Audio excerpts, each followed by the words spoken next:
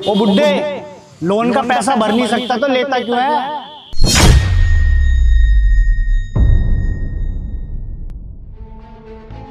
अगर आज शाम तक सारे पैसे नहीं दिए ना तो तेरा ये सारा तामझाम उठा के भगा दूंगा। अरे नहीं बेटा, ऐसा मत करना, गरीब आदमी हम, भिजवा देंगे किस्तें, आप चिंता मत करो, हम कोई ना कोई इंतजाम करते हैं आपके पैसे के लिए। हाँ भाई साहब, जल्दी दे देंगे पैसे। सर आप पिछले 10 महीने से आप इसी तारीख को आप यहाँ पे आते हैं, क्यों सर? जाओ, ये पैसे देगा उन्हें। सर पिछले 10 महीने से आप एक ही इंसान की मदद किए जा रहे हैं सर। इससे अच्छा तो सर आप 10 अलग अलग घरों में राशन पानी तक डलवा सकते हो सर, वो लोग आपको दुआएं देंगे। मुराद, सवाल वहाँ करने चाहिए जहाँ तुम कर सकते हो। अभी मैंने तुम्हें इतना अलाउ नहीं किया कि तुम सवाल करो। तुमसे जितना कहा जा रहा है उतना करो। जाओ, ये पैसे देगा उन्हें। Okay sir.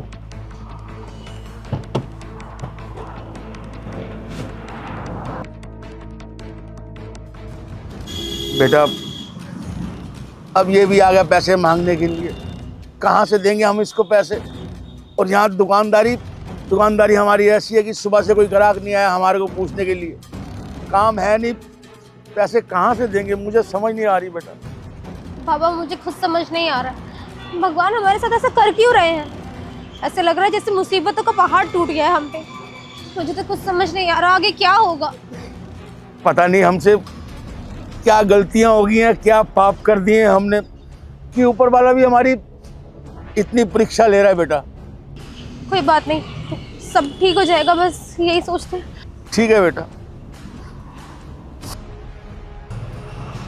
सुनो, ये लो पैसे।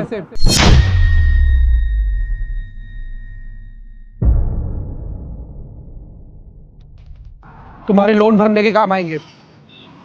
इतने सारे पैसे? नहीं भैया, हमें नहीं चाहिए, आप रख लीजिए। अरे नहीं बेटा, ये हम तुमसे पैसे कैसे ले सकते हैं? हम तो तुम्हें जानते भी नहीं, हम तुम हो कौन? मैं कौन और कहाँ से आया हूँ ये जानना तुम्हारा जरूरी नहीं है, समझे? मुझे अच्छे से पता है कि तुम्हें भी पैसों की बहुत ज़्यादा ज़रूरत है, तो चुपचाप से इन पैसों को रखो, लोन भरो और अपनी दुकान बचाओ, समझे? साहब आपका बहुत बहुत शुक्रिया, आप तो भगवान बनकर आते हैं और हमारी मदद करके चले जाते हैं साहब, आपका बहुत बहुत शुक्रिया साहब। धन्यवाद भैया। अपना लोन भर देना। ठीक है साहब, शुक्रिया। पापा ये कौन था? आप जानते हैं? ये तो मुझे भी मालूम नहीं है कि ये आदमी कौन है, कहाँ से आता है, और जब भी हमारे को पैसे की जरूरत होती है ये हमें पैसे देके चला जाता है। भगवान भला करे उसका, भगवान का रूप है शायद, ये हमारी मदद करने के लिए आता है हर बार। बाबा कहीं उसकी मुझसे गलत नजर तो नहीं? पैसे देके कुछ गलत चाहता हूँ मुझसे तो? अरे हाँ, ये तो मैंने कभी सोचा ही नहीं। एक मिनट रुक,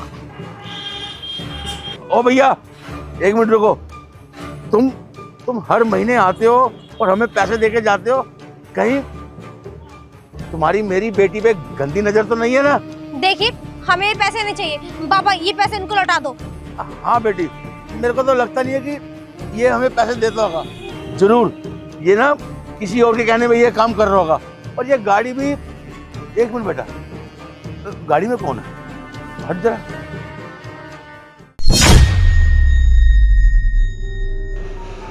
रॉबिन?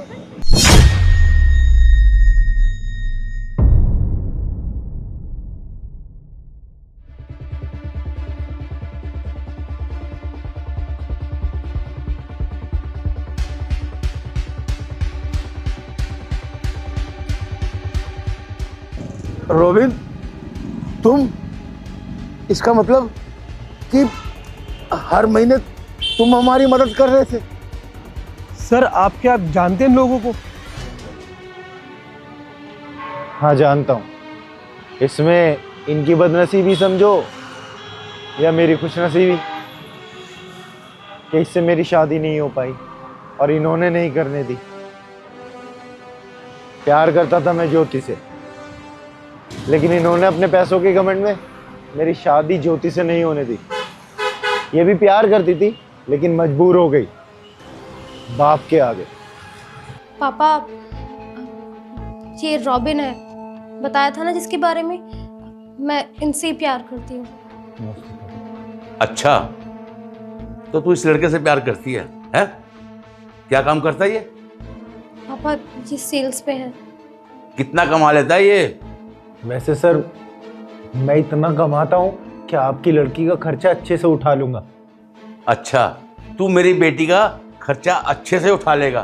तू जानता भी है कि मेरी बेटी का खर्चा कितना है? अरे 50,000 रुपये महीना लेती है मुझसे ये पॉकेट मनी अपनी, और तू कह रहा है कि मैं इसका खर्चा उठा लूंगा?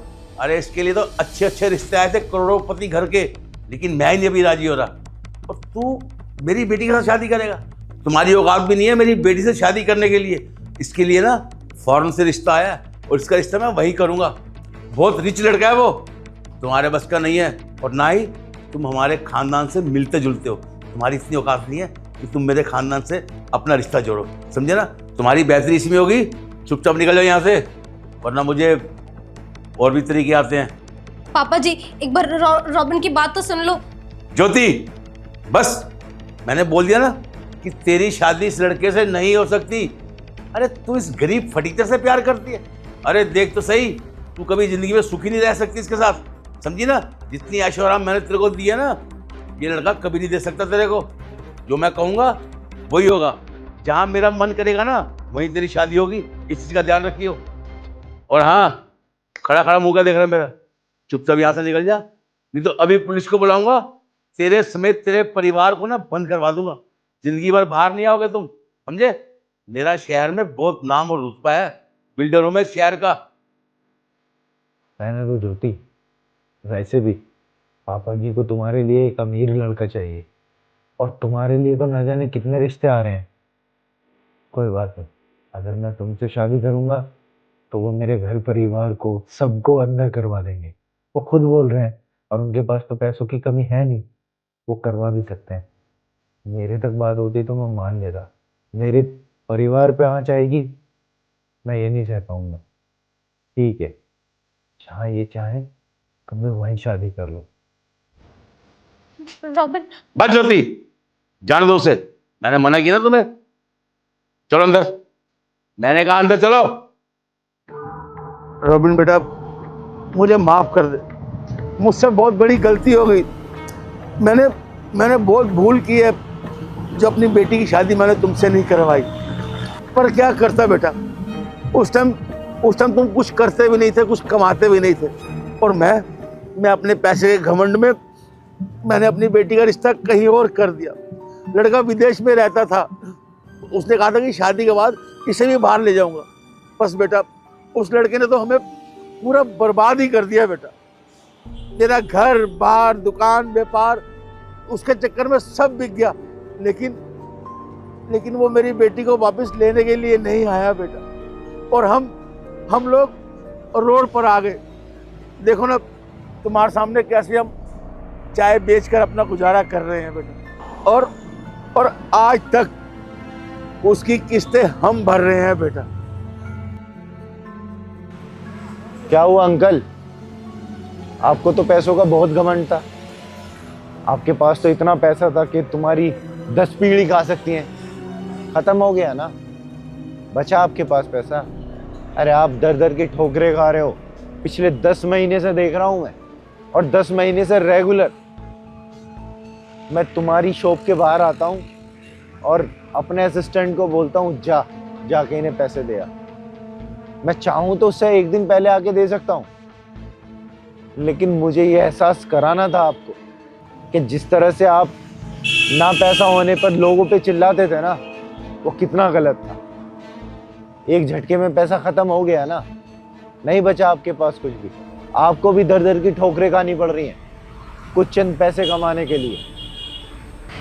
अरे आप तो शादी करने वाले थे ना इसकी, बाहर रहता है, विदेश में रहता है लड़का, कितना अमीर है, मेरी लड़की विदेश में जाके सेटल होगी। क्या हुआ, कर ली उसने इससे शादी, ले गया इसे अपने साथ। बेटा मुझे माफ कर दो, मैं अपने किए पे बहुत शर्मिंदा हूँ बेटा। मुझे नहीं मालूम था कि तुम मेरी बेटी से इतना प्यार करते हो, पर मैं अपने पैसे के घमंड में मैंने तुम्हारा प्यार देखा नहीं।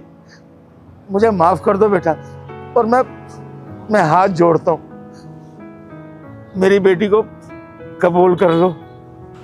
देखिए, जो आपने किया वो आपके साथ, और शायद जिंदगी ने तुम्हें उसकी सजा दे भी दी। और ये जो मैंने मदद की है ना आपकी, ये इस इंटेंशन से कभी नहीं की कि मैं वापस से ज्योति से शादी करूंगा।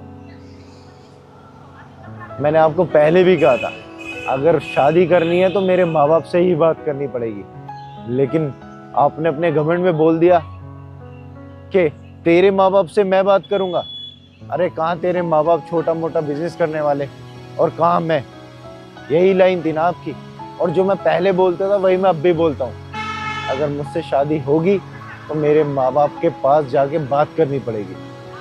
अनुराग, जितना भी इनका बिजनेस था उस सबको रिस्टोर करने का एक प्लान तैयार करो, ठीक है? और जितना भी कर्जा है इनके ऊपर वो सब मैनेज करो। Okay sir, on it. आ जाइएगा आप घर पे।